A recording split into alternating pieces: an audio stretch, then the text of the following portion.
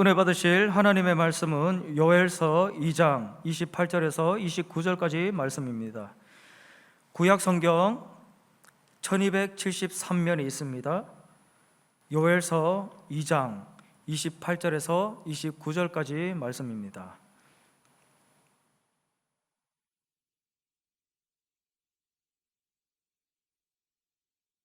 함께 합독하시겠습니다. 그 후에 내가 내 영을 만민에게 부어주리니 너희 자녀들이 장래일을 말할 것이며 너희 늙은이는 꿈을 꾸며 너희 젊은이는 이상을 볼 것이며 그때에 내가 또 내 영을 남종과 여종에게 부어줄 것이며 아멘. 오늘 저는 요엘서 2장 28절로 29절까지 말씀을 중심으로 칭찬받는 사람의 비전이라는 제목으로 하나님 말씀 나누기 원합니다. 같이 한번 제목을 읽어보실까요? 시작. 칭찬받는 사람의 비전. 옛날 시골에서 흔히 볼 수 있는 조그만 우물이 있었습니다. 이 우물에는요, 가족 대대로 개구리 가족이 살았는데 이 어린 개구리가 태어나서 어렸을 때부터 우물에서 헤엄을 치면서 만족하게 살았습니다. 근데 어느 날 우물 위에서 한 줄기 빛이 짠 비치는 거예요. 도대체 이 빛이 무엇일까 해서 이 개구리가 열심히 우물물을 기어 올라갔습니다. 우물 위에 올라가서 두리번 좌우 앞뒤를 바라봤더니 이게 웬일입니까? 저 앞에 연못이 보이는 거예요. 연못에 점프해서 들어갔습니다. 연못은 내가 있었던 우물보다 몇백 배나 더 큰 것이었습니다. 연못에서 헤엄을 치고 너무너무나 행복했는데 연못 끝자락까지 또 헤엄을 쳐서 가보니 저 멀리에는 바다가 보이는 것이었습니다. 그래서 그 개구리는 바다까지 갔더니 너무나 놀랐습니다. 온 바다 끝이 전부 다 물이었다는 것입니다. 사랑하는 성도님들, 우리 인생도 마찬가지입니다. 우물 안에서 헤엄을 치면서 만족할 수 있지만 성령 하나님께서 한 줄기 빛으로 임하는 귀한 밤 되기를 주의 이름으로 축원드립니다. 그럼 우리는 예수 그리스도의 영광 가운데 저 보좌 우편에 계신 예수님 계시는 곳까지 승천하며 주님을 얼굴과 얼굴을 맞대고 만나는 귀한 역사가 오늘 이 밤에 임하게 될 것입니다. 그리고 영적으로 하나님이 펼쳐놓은 은혜의 바다까지 다 뛰어드는 밤 되기를 주의 이름으로 축원드립니다. 우리의 힘으로 갈 수 없지만 성령 하나님이 오늘 은혜를 주시면 하나님이 예배해 놓은 비전의 축복을 허락하여 주실 것입니다. 평생 우물가에서 사는 개구리하고 저 바다 끝까지 가는 개구리하고는요, 완전히 삶의 질이 틀립니다. 우리 크리스찬들은 누군가 평생, 물론 우리가 부산에서 대한민국 땅에서 살지만 우리의 영혼만큼은 한 줄기 빛 대신 예수의 영으로 말미암아 저 온 열방을 향하여 모든 민족이 예수 믿는데 저 여러분들의 기도가 쓰임받게 될 줄 믿습니다. 여러분 기억하십시오. 우리의 삶을 향하신 하나님의 비전은 이 개구리가 체험했던 바다보다도 더 넓고 깊고 하나님의 은혜의 도가니입니다. 저 여러분들이 오늘 이 밤에 칭찬받는 사람이 하나님께 나아가 어떤 비전을 가져야 되는가 세 가지 말씀 나누기 원합니다. 바라기는 저 여러분들이 이 새해에 기도와 축복과 찬양과 하나님께 칭찬받는 영광의 바다로 뛰어드는 한 해가 되게 될 줄 믿습니다. 먼저 첫 번째로 비전이란 무엇인가 잠깐 말씀을 드리기 원합니다.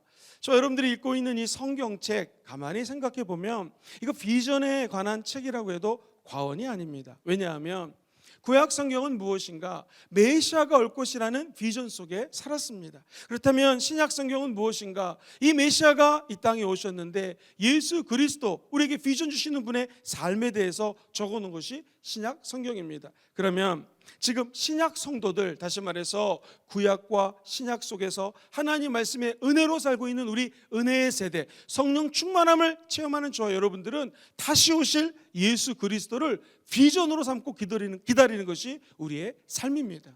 메시아가 올 것을 기다렸던 구약 성경, 그리고 사복음서, 하나님 나라의 구원이라는 비전을 적어놨습니다. 사도 바울부터 저와 여러분들은 다시 오실 예수 그리스도를 바라보며 그 비전 속에 사는 것이 우리의 인생입니다. 그렇다면 성경도 비전에 관한 책이요, 우리 안에 계신 성령님도 비전을 주시는 성령 하나님인 줄 믿습니다.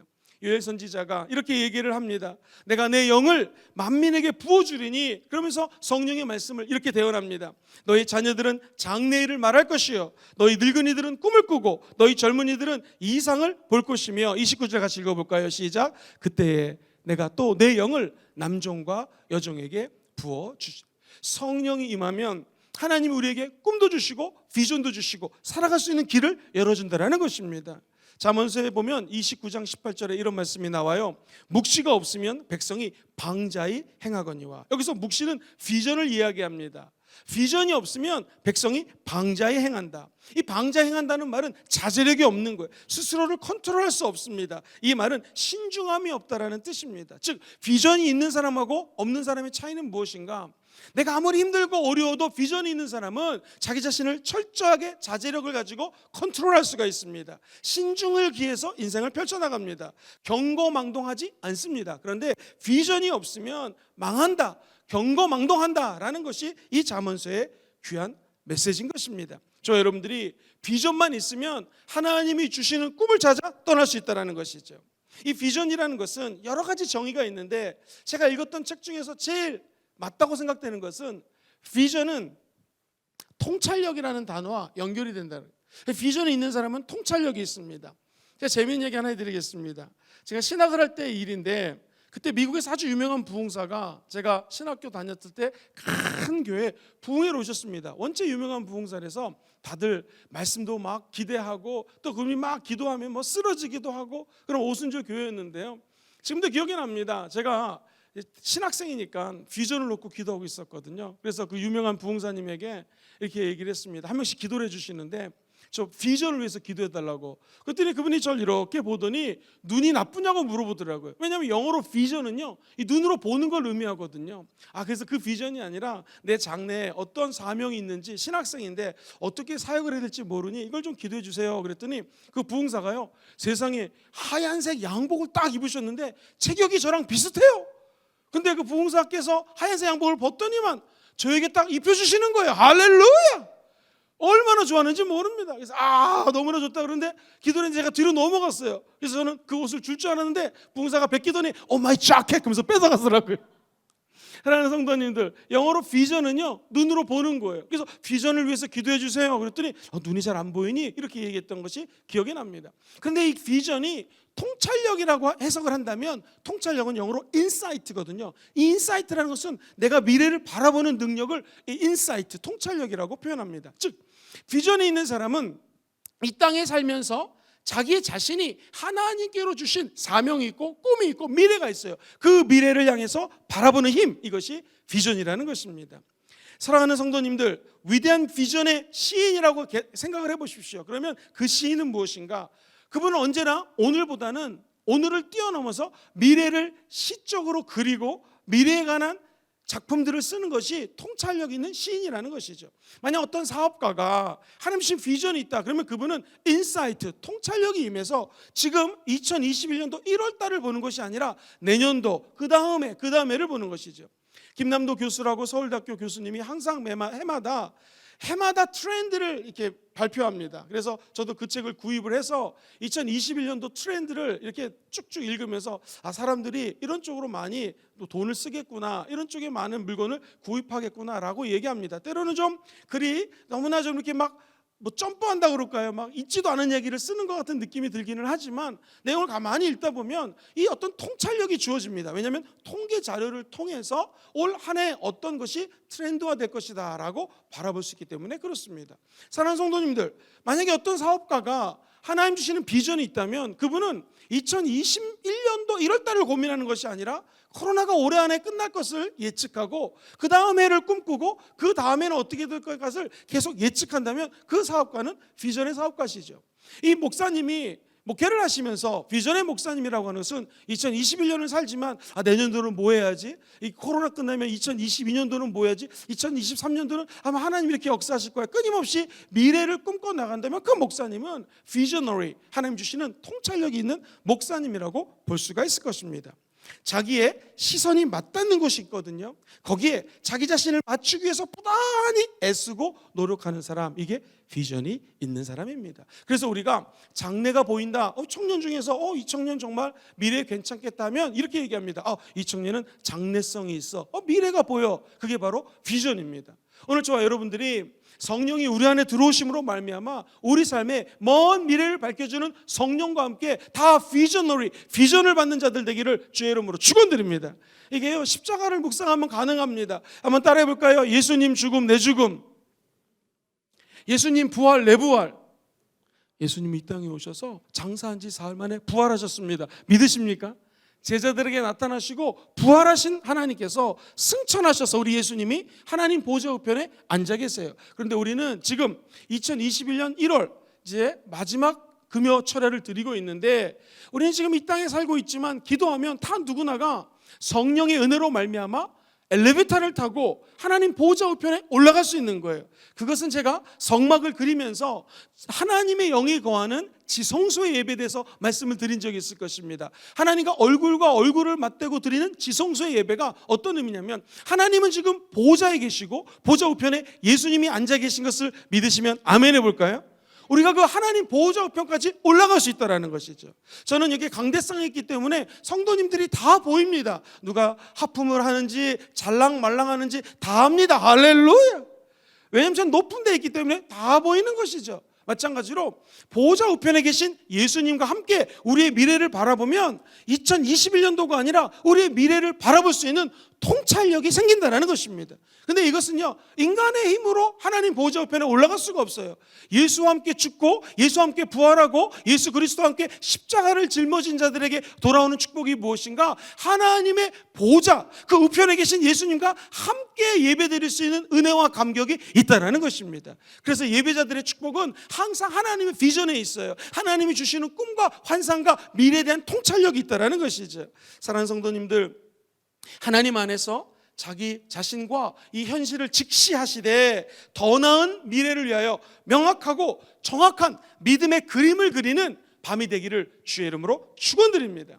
이러한 그림은, 믿음의 그림은 믿음 있는 사람들만 그릴 수 있다는 것이죠. 옆 사람하고 한번 인사해 보겠습니다. 어쩜 이렇게 비전이 있게 생기셨습니까? 시작. 어쩜 이렇게 비전이 있게 생기셨습니까? 목사님 옆 사람하고 인사시킬 때는 또 누가 잘랑말랑했군요, 그렇게 하시면 됩니다. 비전은 영적인 거예요. 비전은 품은 사람들의 마음속에 분명히 존재합니다. 보이지 않지만 분명히 존재합니다. 살아있는 생명체 같은 것이 비전입니다. 비전을 품게 되면 제일 먼저 어떤 것이 나타날까요? 변화되기 시작합니다. 비전을 품은 그리스도인들은요, 과거를 감사하게 됩니다. 그리고 비전이 있는 사람들은 현재에 충실합니다. 비전이 있는 사람들은 끊임없이, 아까 제가 통찰력 말씀드렸잖아요, 미래에 대한 꿈을 꾸며 나아가게 됩니다. 비전이 있는 사람들은 아무도 막지 못해요. 왜? 과거의 상처가 더 이상 상처가 아니에요. 우리에게는 그 상처가 오히려 감사거리가 되는 거예요. 할렐루야. 왜 그럴까요? 내가 겪었던 아픔과 눈물, 슬픔이 또 다른 사람들에게 위로를 줄 수 있는 비전어리로 하나님께서 바꿔주기 때문에 그렇습니다. 비전이 있는 사람은 이 땅에 살면서 시간을 허튼 데 쓰지 않아요. 왜? 하나님 주신 비전이 있기 때문에 내 심장이 뜨고 내 시간이 너무나 소중하기 때문에 함부로 시간 사용하지 않습니다. 다시 말해서 현실을 충실하게 살아가는 사람이 된다는 것이죠. 뿐만 아니라 우리는 21년도를 살고 있지만 생각과 마음과 뜻을 자꾸 미래를 두게 되는 것이 비전의 능력이라는 것입니다. 여기서 조심해야 될 것이 하나 있습니다. 이처럼 비전은 너무너무 좋은 것인데, 비전은 순수한 동기로 기도할 때 하나님이 부어주십니다. 자칫 잘못하면 비전을 놓고 기도할 때 내 욕심과 내 꿈대로 잘못 기도하면 엉뚱한 결과를 초래할 수도 있습니다. 성경에 보면 이 점장이 마법사 시몬이라는 사람이 있는데 성령의 능력을 돈 주고 살라고 그랬습니다. 그런데 베드로에게 엄청나게 꾸지람을 듣게 되죠. 사도행전 9장 8장과 9장에 나오는 이야기입니다. 우리도 마찬가지입니다. 오늘 이 밤에 하나님 주신 비전 받기 원하시는 분들은 아멘 해볼까요? 끊임없이 순수한 동기로 하나님께 아뢰할 때 하나님은 비전을 허락하여 주십니다. 기독교 명문대학 하면 미국의 휘튼 대학이라는 곳이 있습니다. 이 대학은 정말로 크리스찬들이 세워서 기독교에 관한 진리를 탐구하는 대학으로 시작이 됐습니다. 이 대학을 수석으로 졸업한 아주 똑똑한 젊은이가 있었습니다. 사진을 보시면 짐 얼리엇이라고 하는 아주 잘생긴 청년입니다. 남미에 가면은 에콰도르라고 하는 아마존 유역에 있는 나라가 있어요. 여기 선교사로 지원합니다. 1956년 1월 8일 다른 4사람, 즉 5사람이 이곳에 들어갑니다. 그리고 가장 악명이 높고 접근하기가 어려운 동네가 있는데 아우카라고 하는 부족으로 찾아갑니다. 이 아우카 부족은 무조건 다른 동네에서 사람들이 들어오면 그냥 창으로 던져서 죽입니다. 그 사실을 알고도 이 5 청년이 그 아우카 부족을 향해서 두벅두벅 걸어갑니다. 어떻게 되었을까요? 수백 년 동안 외부 사람들을 죽여왔기 때문에 엘리엇과 친구들이 그곳으로 가자 바로 창에 찔려서 죽게 됩니다. 이 사실을 알게 된 이 엘리엇의 아내가 엘리자베스라고 하는 여인입니다. 아까 그 옆에 있던 분이신데 1년 동안 열심히 간호사 수업을 받고 1년 뒤에 이 아우카 부족의 마을로 들어갑니다. 참 재밌는 것은 아우카 부족은 남자가 쳐들어오면 힘이 세기 때문에 적군일 수 있기 때문에 창으로 찔러 죽이지만 여자가 들어가면 죽이지 않습니다. 그런데 이 엘리자베스는 그 사실도 모르고 들어갔어요. 그랬더니 자기를 죽이지 않는 거예요. 거기서 간호사로서 이 부족과 함께 무려 5년 동안 생활하면서 정확하게 5년 동안 섬기고 도와주고 치료하는 일을 합니다. 이 5년 뒤 엘리자베스라고 하는 엘리엇의 아내가 떠나고자 할 때에 파티를 열어줍니다. 그리고 추장이 물어봅니다. 도대체 당신은 누굽니까? 그때 이 여인이 이렇게 대답을 합니다. 들어보시죠. 저는 당신들이 5년 전에 죽였던 그 남자의 아내입니다. 그 남편이 가지고 있었던 당신들을 향한 사랑 때문에 나는 이곳을 찾아왔습니다. 짐 엘리어트하고 그 친구들이 살해된 지 수십 년이 지난 지금 어떤 일이 벌어졌을까요? 이 나라에는, 이 마을에는 수백 개의 교회가 생겼습니다. 그리고 창으로 엘리엇을 죽였던 사람은 지금 목사님이 되어서 사역을 하고 있습니다. 그리고 장로와 교사로 함께 엘리엇을 죽였던 사람들이 하나님을 위해서 헌신하는 놀라운 일이 일어났습니다. 더 놀라운 것은 이 엘리엇이라고 하는 유명한 선교사가 남미에서 죽고 40년이 지난 1995년, 그때 우리 교회는 막 이제 여기를 짓고 공사를 해서 돌아서 예배를 드릴 때입니다. 1995년도에 어떤 일이 일어나냐면 엘리엇이 졸업한 이 휘튼 대학이 엄청난 영적인 부흥이 일어나기 시작했습니다. 한 사람의 죽음, 한 사람의 비전이 엄청난 파급 효과를 나타낸 것이죠. 파도는 작아 보이지만 이 작은 파도가 멀리 너울을 치며 올라가면 큰 파도가 될 수 있습니다. 미국에서 나비가 이렇게 날게 되면은 나비 효과가 되어서 우리나라에는 태풍이 불어올 수도 있습니다. 결국 한 사람의 비전이 나비 효과를 나타내는 것이죠. 한 사람의 비전이 수많은 영혼을 살릴 수 있다는 것입니다. 이 사랑하는 휘튼 대학을 수석으로 졸업했던 집 엘리어트라고 하는 선교사처럼 우리의 비전이 순수한 비전, 하나님을 위한 비전, 우리가 죽고 예수가 사는 비전을 품는 귀한 밤 되시기를 주의 이름으로 축원드립니다. 그러면 비전은 너무너무나 중요한 것입니다. 예일대학교하고 하버드에서 조사를 한 것이 있었습니다. 제가 기억하기로는 1953년도에 조사를 했어요. 어떤 조사였는가? 2가지 질문이에요. 비전이 있으십니까? 그렇다면 지금 그 구체적인 걸 한번 적어보십시오. 딱 2가지 질문이었습니다. 이때 정확히 22년이 지난 1975년도에 체크를 했습니다. 자, 어떤 체크였을까? 27%는 목표가 없다고 그랬습니다. 60%는 목표가 있지만 정확하게 구체적으로 적지 못했습니다. 그리고 10%는 단기 목표 있었습니다. 3%만 정확하게 내가 앞으로 어떻게 살아야 될 것인지 중기 장기 계획이 있었습니다. 너무나 놀라운 것은 1975년도에 그 유명한 대학교의 젊은이들을 체크를 해봤더니 3%는 세계 각계각층의 최고 인사가 되어 있었고 단기 목표를 갖고 있던 10%는 사회의 중상위층으로 형성이 되어 있었고 목표가 희미했던 60%는 중하위의 삶을 살았고 목표가 없었던 27%는 최하위의 생활을 했다라는 것입니다. 사랑하는 성도님들, 비전을 갖느냐 안 갖느냐, 이거는 인생에서 정말 중요한 것입니다. 삶의 목표가 있느냐 없느냐, 이것은 너무나 중요한 것입니다. 근데 우리 크리스찬들은 비전을 가시되 그 비전이 순수한 동기, 하나님을 위한 동기, 하나님과 함께 미래를 꿈꾸며 영적인 통찰력을 향하여 전진하는 귀한 성도들 되시기를 주님의 이름으로 축원드립니다. 그 비전을 부여잡으면 우리는 지금 힘들고 어려운 2021년 코비드19 시대를 겪고 있지만 분명히 오늘 이 밤에 하나님께 비전을 받으신 분들은 앞으로 5년 뒤, 10년 뒤, 15년 뒤, 20년 뒤, 25년 뒤 우리의 삶은 엄청나게 달라지게 될 것입니다.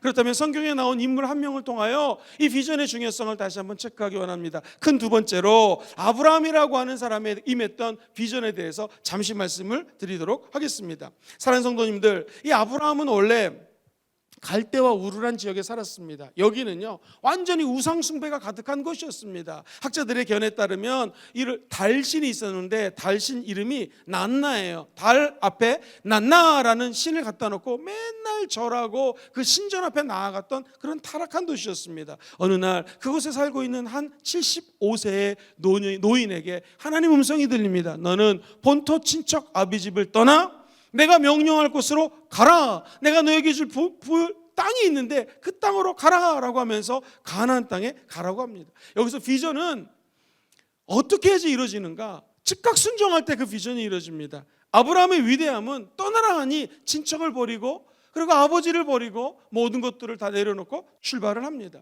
그래서 비전과 연결되는 것은 따라해 볼까요? 순종. 오늘 이 밤에 하나님의 비전이 임하면 다 순종하시게 되기를 주의 이름으로 축원드립니다. 말은 쉽지만 아브라함 입장에서는 엄청 어려웠을 거예요. 한 번도 안 가본 엉뚱한 곳으로 하나님의 음성을 듣고 달려나가기 시작합니다. 즉각 순종합니다. 그때 이 아브라함의 나이가 75세였습니다. 누구와 의논하지 않았습니다. 옆 사람에게 질문하지 않았습니다. 알지도 못하고 갈 바로 알지 못하고 그냥 그 하나님의 길을 걸어가게 됩니다. 그때 아브라함은 그 비전을 실행하면서 세 가지를 시작합니다. 세 가지를 실천하기 시작합니다. 첫 번째 한번 같이 읽어보실까요? 예배를 시작했습니다. 시작. 예배를 시작했습니다. 우상을 섬기는 가나안 땅에 들어가서 제일 먼저 그가 한 것은 하나님 앞에 예배드리는 것이었습니다. 그래서 가나안 백성들이 하나님이 여호와인 것을 알게 했다는 것이죠. 예배를 통해서 비전을 실천해 나가야 됩니다. 거꾸로 얘기하면 예배 드리는 자에게는 하나님의 비전이 임합니다. 오늘 철야 예배 드릴 때 하나님 주시는 꿈과 비전이 임하게 되기를 주의 이름으로 축원드립니다. 목사님 저는 나이가 많은데 상관이 없습니다. 나이는 숫자에 불과합니다. 나이가 80세라도 90세라도 하나님이 주신 꿈이 임하면 아브라함처럼 믿음의 조상이 될 수 있습니다. 그는 아기를 100살 때 낳습니다. 그래도 하나님은 믿음의 조상으로 아브라함을 사용했던 것이죠. 두 번째, 아브라함은 11조를 드렸습니다. 그돌라오메라고 하는 왕이 있었는데 연합군과 합쳐가지고요 소돔과 고모라를 쳐들어갑니다. 그랬더니 소돔과 고모라가 이길 수가 있을까요? 졌죠. 완전히 패배했습니다. 문제는 아브라함이 자기 조카 롯이 있는 사실을 알고 군사 318명과 함께 말을 타고 다다다다다 가가지고 롯과 그리고 뺏겼던 모든 재물들을 다 찾아옵니다. 찾아오는 길에 셀레망 멜기세덱 왕을 만납니다. 그때 그 멜기세덱 왕에게 11조를 드립니다. 그러니까 하나님이 모세에게 10계명 11조에 대해서 언급하기 전에 아브라함은 먼저 11조를 드렸다는 것이죠. 사랑하는 성도님들, 올해 2021년도에는 하나님을 향한 마음으로 11조를 꼭 드리게 되기를 주의 이름으로 축복합니다. 목사님 돈 얘기하십니까? 물질의 11조 드려야겠죠. 그런데 아마도 더 중요한 건 시간의 11조입니다. 하루가 24시간이라면 적어도 2시간 이상은 하나님께 우리의 시간을 드릴 수 있어야 됩니다. 아침에 일어나서 저희들이 보내드리는 성경 한번 읽는데 30분 정도가 걸립니다. 천천히 읽으면 40분 걸리고 빨리 읽으면 10분 15분 걸릴 수도 있습니다. 말씀 읽고 그 말씀 따라 1시간 정도 기도하시고 점심시간에 직장에서 30분 정도 기도하시고 또 저녁에 이렇게 모여서 하나님 앞에 기도하는 즉 2시간 이상의 11조 생활을 하시게 되기를 주님의 이름으로 부탁드립니다.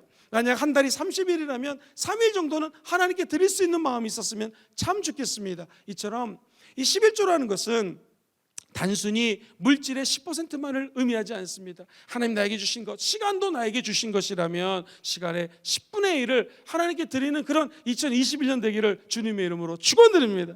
목사님 그래도 어떻게 2시간을 하나님께 드릴 수 있겠습니까? 아주 간단합니다.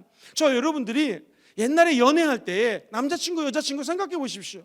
가만히 일을 할 때 계속 여자친구 남자친구 생각나지 않았습니까? 심지어 주의 종들도요 남자친구 여자친구 생각하면서 희끗희끗 우는 이런 청년들 많이 봤습니다. 제 밑에 있던 전도사님이 일을 하는데 막 씩 웃어요. 그래가지고 김전 도사님 이렇게 웃고 계십니까? 그랬더니 목사님 여자친구 생각났어요. 할렐루야 그러면서 이러더라고요.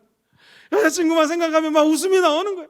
그러니까 이 하나님에 대한 시간을 투자한다는 것은 꼭 예배를 드리지 않아도 자기 마음속에 마땅히 그리워해야 될 분을 그리워하는 것, 이것이 사랑입니다. 그러니까 이 하나님에 대한 애끓는 열정, 사랑, 이것을 그리움으로 해석할 수 있다는 거예요. 내 시간을 얼마만큼 하나님을 그리워하면서 살고 있는지. 사랑하는 성도님들, 눈에 보이지 않지만 우리 안에 계신 성령님을 늘 그리워하고 그분을 고대할 때에 하나님은 반드시 저와 여러분들에게 비전을 허락하여 주실 것입니다.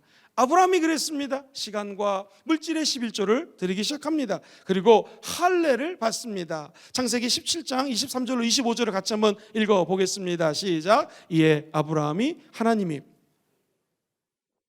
이날에 모든 자와 돈으로 산 모든 자 곧 아브라함의 집 사람 중 모든 남자를 데려다가 그 포피를 베었으니 아브라함의 그의 포피를 벤 때는 99세였고. 좋습니다. 여기까지만 읽겠습니다. 그러니까 이 할례라고 하는 것은 남자의 표피를, 생식의 표피를 베는 것을 의미합니다. 영적으로 뭘 의미하냐면 내 안에 있는 과거에 하나님 원치 못하는 것들을 다 잘라버리는 것입니다. 시간 중에서, 하나님 나에게 주신 시간 중에서 주님 원치 않는 시간이 있으면 그걸 도려내야 됩니다. 지나치게 스마트폰에 집중을 하고 있다면 스마트폰을 내가 뭘 그동안 봤는지를 검색하는 기능이 있습니다. 그 검색한 내용을 보면 그게 바로 저와 여러분입니다. 내가 뭘 보고 있느냐, 그게 납니다. 오늘날은 스마트폰 중독이 아이들부터 어른까지 너무나 많습니다. 하루의 시간 중에서 어디에 시간을 많이 보내십니까? 스마트폰이 아니라면 컴퓨터 앞에서 내가 뭘 서칭하고 있고 뭘 보고 있습니까? 그것이 바로 나라는 것이죠. 그렇다면 표피, 할례를 받으라는 것은 그 시간에 하나님 원치 않은 시간을 잘라버리라는 것이죠. 다시 말하면 영적으로 해석을 하면 예수 믿고 구원받아 천국 갈 거 믿으면 아멘 해볼까요? 이 구원의 확신과 두 번째 한번 따라 해볼까요? 성령의 체험. 성령 충만함 받으셔야 됩니다. 이게 할례를 받는 것입니다. 우리 안에 쓸데없는 것들을 다 제해버리고 오직 성령 앞에 충만함을 받는 그러한 성도님들 되시기를 주님의 이름으로 축원합니다. 영적인 할례를 다 받게 되기를 다시 한번 예수 이름으로 기도합니다. 자, 이렇게 아브라함이 예배를 시작하고요, 두 번째 11조를 드리고 세 번째 할례를 했어요. 그러자 어떤 축복이 임했을까요? 너무나 많지만 두 가지로 압축합니다. 첫 번째는 말씀 그대로 큰 민족이 되는 복을 받았습니다. 이삭, 야곱, 요셉 애굽으로 내려갑니다. 그리고 430년 만에 여러분 60만 명이 됐어요. 장정만 말씀드렸던 것처럼 아내가 한 명이 아니라 여러 명인데 한 명이라 쳐도 120만이 되는 거고요. 애들 두 명만 와도 240만. 그래서 어떤 학자들은 뭐 한 500만, 600만까지도 봅니다. 어쨌든 60만 명의 남자들만 다 출애굽하게 됩니다. 사랑하는 성도님들, 얼마나 많이 하나님 앞에 큰 축복을 받았습니까? 그리고 지금 이스라엘 민족은 약 1300만 명이 살고 있습니다. 그리고 두 번째, 아브라함은 복의 근원이 됩니다. 너에게 복이 될지라 복의 근원이 될 거라는 하나님 말씀 그대로 이루어집니다.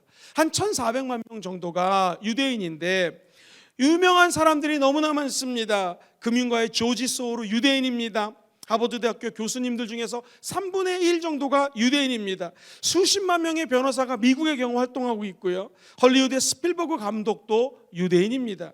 유명한 연예인 중에 유대인들 참 많습니다. 그리고 하나님이 지식적으로 축복을 주셔서 우리가 잘 알고 있는 노벨상에 유대인이 193명으로 약 23%, 25%, 즉 44분의 1 정도를 차지합니다. 청교도들이 하나님 비전 받고 세운 나라가 미국인데 하나님께서 미국을 축복해 준 이유도 바로 이 하나님 유일신 사상 때문이라는 것이죠. 사랑하는 성도님들, 저 여러분들이 예수 믿고 구원받아 천국 갈 뿐만 아니라 이 땅에서 아브라함처럼 복의 근원 되기를 주의 이름으로 축원드립니다. 어떤 자에게 하나님의 비전이 임하는 분에게 이런 축복이 임하게 될 것입니다. 사실 세계에서 유명한 대학들을 조사해 보면 전부 다 기독교 계통의 대학입니다. 예일 대학교, 하버드 대학교, 아까 와튼 대학교라든가 옥스퍼드 대학교도 마찬가지 시작을 했다고 들었고요. 사랑하는 성도님들, 그만큼 예수 믿는 것이 복의 근원되는 통로요 길인 것을 기억하시게 되기를 주의 이름으로 축원드립니다.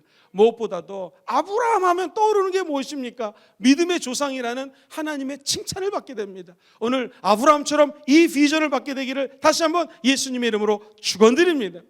마지막으로 이렇게 정리를 좀 했으면 좋겠습니다. 요엘 선지자가 오늘 본문 말씀에 이런 비전을 받아요. 같이 한번 읽어보겠습니다. 요엘 선지자가 받은 요엘서 2장 28절 29절입니다. 시작. 그 후에 내가 내 영을 만민에게 부어주리니 너희 자녀들은 장래일을 말할 것이요 너희 늙은이들은 꿈을 꾸며 너희 젊은이들은 이상을 볼 것이며 그때 내가 또 내 영을 남종과 여종에게 부어줄 것이요. 사랑하는 성도님들, 아브라함이 꾸었던 하나님의 놀라운 비전은 이제 요엘 선지자가 이렇게 얘기합니다. 먼 훗날 주의 영이 임할 텐데 자녀들은 예언할 것이요 청년들은 환상을 보고 아비들은 꿈을 꿀 것이다. 주의 영이 임할 때. 근데 이 주의 영은, 이 하나님의 영은 남종과 여종, 비천한 거 안 비천한 거 상관이 없습니다. 노인과 아이들 상관이 없습니다. 그리고 내가 명예가 있든지 없든지 상관이 없습니다. 몸무게가 많이 나가든지 날씬하든지 상관이 없습니다. 누구나 사모하는 자들에게는 주의 영이 임하고 비전이 임한다는 것입니다. 오늘 그 밤이 되기를 주의 이름으로 축원드립니다. 정말로 이 말씀이 하나님의 사람 120명이 마가의 다락방에서 모여 기도할 때 주의 성령이 임했습니다. 베드로가 이 말씀을 그대로 인용합니다. 성령이 임하자 이런 일이 벌어졌습니다. 사람들은 저거 술 먹고 취했다라고 조롱했지만 실제로 성령이 임하자 성령 하나님께서는 모든 120명 문도들에게 꿈을 주셨고 그 꿈이 예수 십자가를 증거하는 꿈인데 오늘날 대한민국 이 부산 금정구에서 우리 교회에서 이 하나님의 아들 예수 그리스도와 성령의 메시지가 선포되고 있지 않습니까? 사랑하는 성도님들, 한 사람의 중요성입니다. 120명의 중요성입니다. 많지 않더라도 그 모임과 그 사람에게 성령이 임하면 이 성령의 불은 전파되고 전염되어서 그 비전이 옆으로 번져가는 기적이 임하게 될 줄 믿습니다. 오늘 이 밤에 사랑하는 성도님들 한 분 한 분들이 오늘 말씀 그대로 주의 영이 임해서 하나님의 꿈을 보고 이상을 보고 예언을 하고 귀신을 쫓아내고 하나님의 비전을 받는 귀한 밤 되시기를 주의 이름으로 축원드립니다. 말씀을 정리하겠습니다. 비전은 무엇입니까? 비전은 통찰력입니다. 통찰력도 현재의 통찰력보다는 미래를 향한 하나님이 주시는 그야말로 통찰력이 저와 여러분의 삶에 임하기를 주의 이름으로 축원드립니다.